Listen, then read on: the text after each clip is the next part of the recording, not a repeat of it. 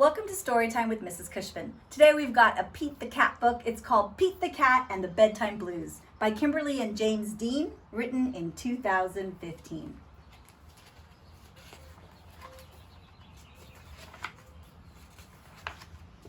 Pete and the gang had a great day.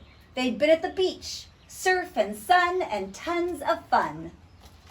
But when the sun went down, they didn't want the fun to end. Pete had an idea. Hey, how about a sleepover? More time for tons of fun. Groovy! Pete's place, let's go! The party was far out, but they knew they couldn't stay up all night. The gang decided it was time to say goodnight. On went the pajamas and out went the light. Good night, Gus. Good night, Alligator. Good night, Toad. Good night, Pete. Pete was just about to catch some Z's when clap, clap, clap. Who did that? Pete asked. It was me, said Grumpy Toad. I don't want to go to bed. I want to clap instead. Pete covered his head. This cool cat needs to go to bed. Good night, Gus. Good night, Alligator. Good night, Toad. Good night, Pete. Time to sleep.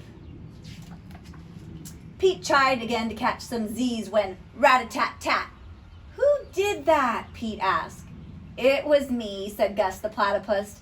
I don't want to go to bed. I want to jam instead. Pete covered his head. This cool cat needs to go to bed. Time to sleep. Good night, Gus. Good night, Alligator. Good night, Toad. Good night, Pete.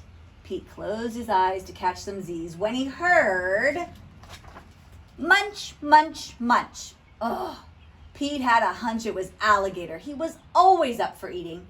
What could Pete do? All the clapping, rat-a-tat-tatting, and munching was giving him the bedtime blues. Pete had a groovy idea. He got out his favorite bedtime story and started to read, first to himself and then to the gang. Pete noticed it was finally quiet.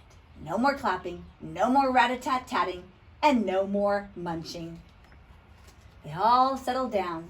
No one made a sound. Pete yawned and turned off the light. Good night, sleep tight. Time to catch some Z's. Tomorrow was another day for surfing, sun, and tons of fun. I hope you enjoyed this Pete the Cat book, and I hope you get in the habit of reading a good night book at bedtime because it's a wonderful way to end the day.